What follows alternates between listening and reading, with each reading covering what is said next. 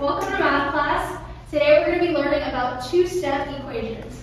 Now two-step equations are called two-step equations because we have to do two operations to solve for our variable, which over here is x. So whenever you see a letter like this, it is called a variable. Now if you see a number in front of the x or next to the x, that is called a coefficient.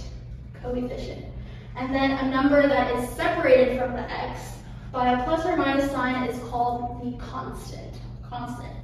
So in order to solve two-step equations, first we're going to add or subtract, then we're going to divide or multiply, and then we're going to check our work.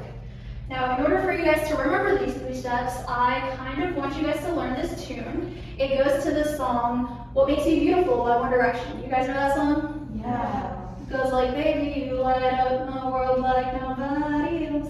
But instead of those words, One Direction's words, we're going to use these words, math words.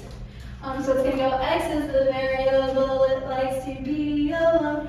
Okay? So I want everybody to go ahead and try that. I want to hear everyone's nice, loud voices. We're going to try it. Even if you don't know the words or if you don't know how it goes, just dance along, sing along. This should help you in remembering the steps to solving two-step equations. All right? 3, 2, 1. X is the variable it likes to be alone. To find its value, the constant sign must be known. First we subtract or we add, do it on both sides. Divide or multiply, always do it on both sides. Yay! Good job. You guys have such nice voices. Awesome. So now we're going to go ahead and try and solve this equation. So like I said, we have to get x by itself, x alone. Now the way we're going to do that is we're going to always perform the opposite operation as to what is over here, because we're going to cancel out the constant and the coefficient, my bad. So what we're going to do, since we have minus 5 here, the opposite of that is plus 5. And always remember what you do on one side, you do to the other side of the equal sign. So think of the equal sign as the mirror. What's on one side, you're going to also see on the other side. So we're going to add 5 to this side as well. So to clean that up, we're going to get 8x equals 16.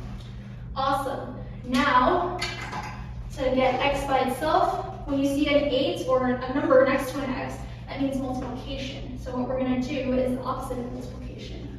What is the opposite of multiplication, Tommy? Division. Awesome. So we're going to divide both sides by 8.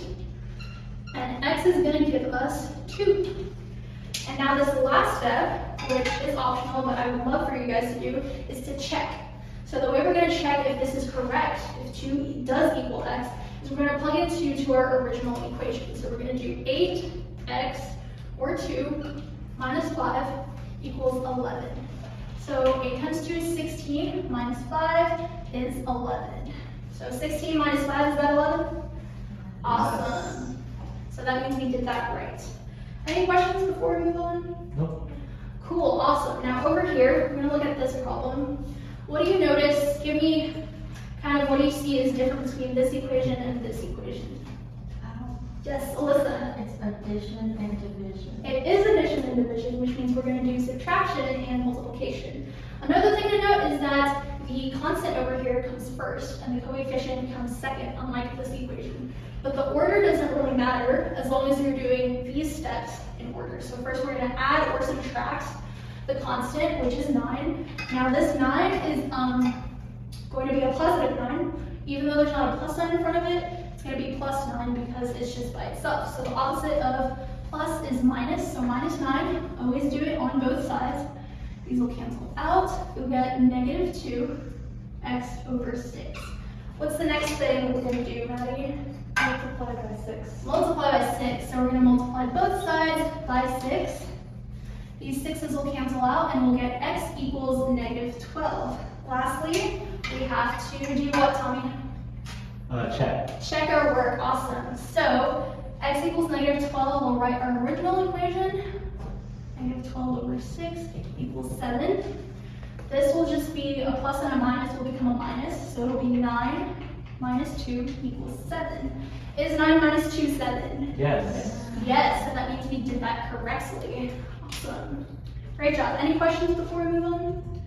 Awesome. So I want you guys to do B by yourselves, and then I'll come around and check. If you have any questions, raise your hand.